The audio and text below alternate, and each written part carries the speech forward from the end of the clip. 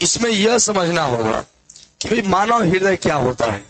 वो मानव हृदय एक कोमल और मांसल रचना होती है। जो मानव का हृदय होता है वो कोमल और मांसल रचना माने मांस से भरा हुआ क्या है, रचना है। यह एक पंप अंग है जिसके द्वारा पूरे शरीर में शुद्ध रक्त को भेजा जाता है। यह एक पंप अंग है जो जिसको क्या कहता है, जो पूरे शरीर में शुद्ध रक्त को भेजता है। यह पसलियों के नीचे और दोनों फेफड़ा के बीच में होता है।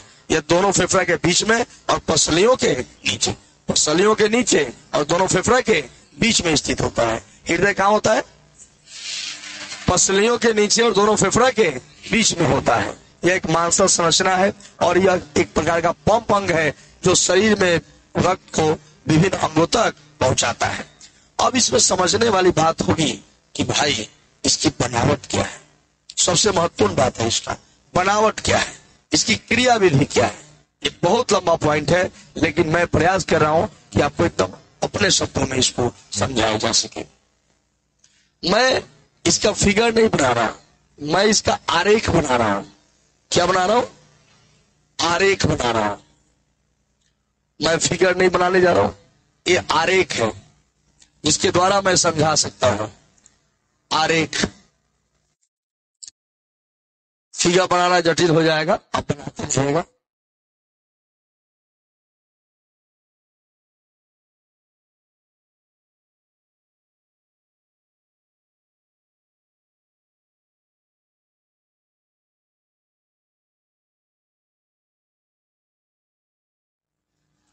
समझाने के लिए आरेख बहुत जरूरी हो गया है।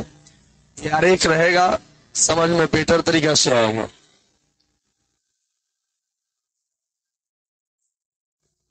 देखो, समझने वाली बात होगी, इसमें जो है हृदय में 4 भाग होते हैं। कितने भाग होते हैं? 2 आलिंद होता है और 2 निलय होता है। कितना होता है? एक दायां आलिंद, एक बायां आलिंद, एक दायां निलय, बायां निलय। समझ रहे ना? यह जो भाग है इसको कहेंगे क्या? दायां आलिंद कहेंगे। क्या कहेंगे? आलिंद ऊपर होता है और यह क्या है? बायां निलय। क्या नाम है इसका? नाम है दायां निलय। और इस तरफ का जो भाग है इसको कहेंगे बायां आलिंद, इसको कहेंगे दायां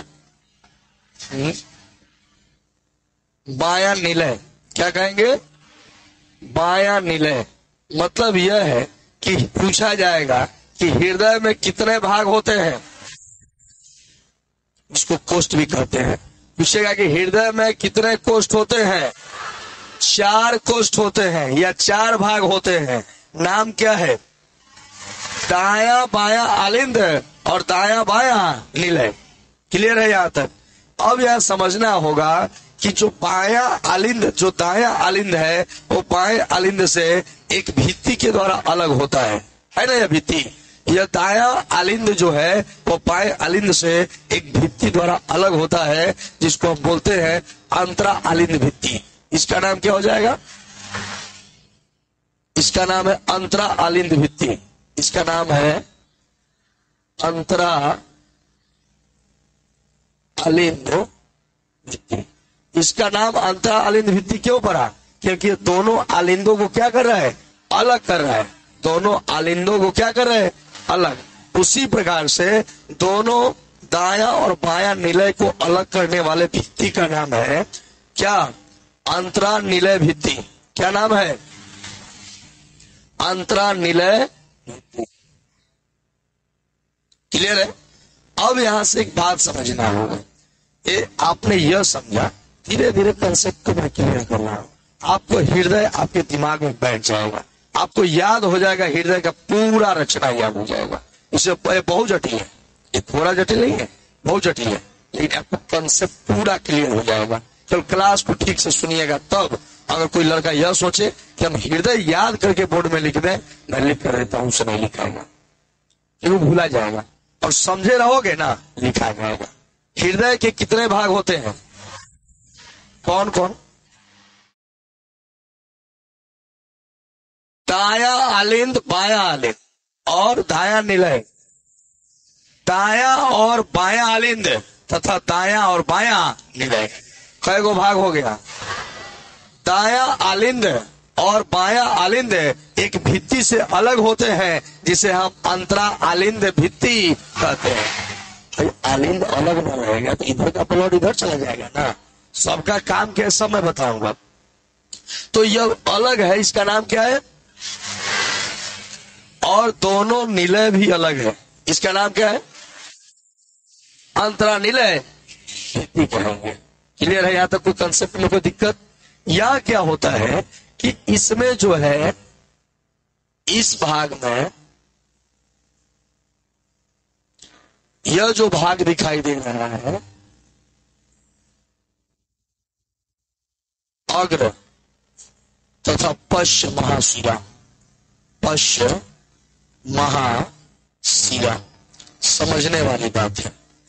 ये जो दोनों एक तरह का जो वाहिनी हमको दिखाई दे रहा है, जो कहा जा रहा है दाया आलिंद में, कहा जा रहा है शरीर में जितना भी अशुद्ध रक्त है वह अग्र और पश्च महाशिरा के द्वारा कहां प्रवेश करता है? दाया आलिंद में प्रवेश करता है। कहां प्रवेश करता है? दाया आलिंद में प्रवेश करता है। दाया आलिंद और दाया निलय के बीच में एक छिद्र होता है। क्या होता है? एक छिद्र होता है, एक छिद्र होता है जिससे अशुद्ध रक्त जो है वह दाया आलिंद से दाया निलय में प्रवेश करता है। यहाँ त्रिदलीय कपाट होता है। क्या होता है? त्रिदलीय कपाट। इसका नाम क्या है? त्रिदलीय कपाट होता है। यह इसलिए लगा होता है कि जब रक्त जो है दाया आलिंद से दाया निलय में आ जाता है तो त्रिदलीय कपाट ऐसा है जो इसको उल्टा नहीं जाने देता है, कि ये दाया निलय से दाया आलिंद में नहीं जाने देगा। ये त्रिदलीय कपाट आने तो देगा लेकिन जाने नहीं देगा। सुना है ना?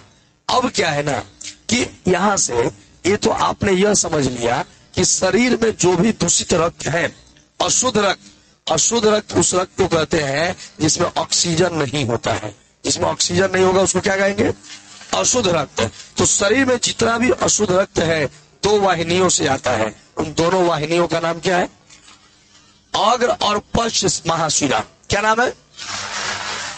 ये अग्र और पश्च महाशिरा के द्वारा कहाँ आएंगे? दाया आलिंद में। अशुद्ध रक्त कहाँ आता है?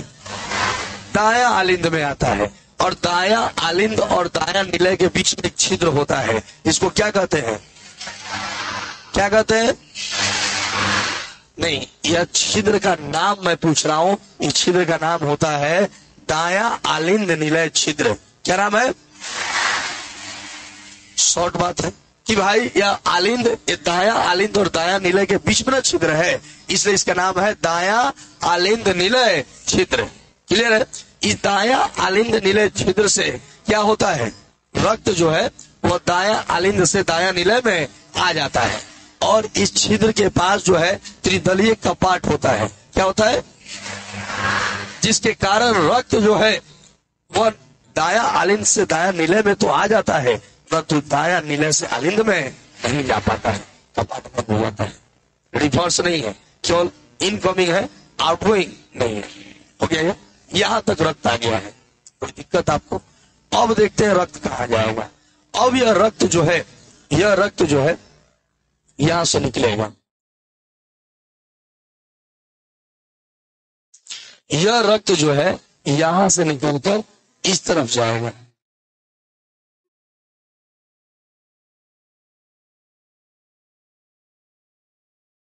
महाशिरा। अब यहां से यह जो है चला गया, यह रक्त चला गया, यहां से आपका वहां शुद्ध रक्त जो है यहां से निकलेगा। यहां से निकलकर कहां चला जाएगा? ऊपर चला जाएगा ना। इसको फुफ्फुस महाधमनी कहते हैं। क्या कहते हैं? फुफ्फुस महाधमनी। क्या नाम है इसका? फुफ्फुस महाधमनी। क्या नाम है भाई? फुफ्फुस महाधमनी। यह फुफ्फुस महाधमनी के द्वारा यह चला गया। जानते हो कहां? यह चला जाएगा फेफड़ा में। कहा चला गया? फेफड़ा में यह अशुद्ध रक्त चला गया।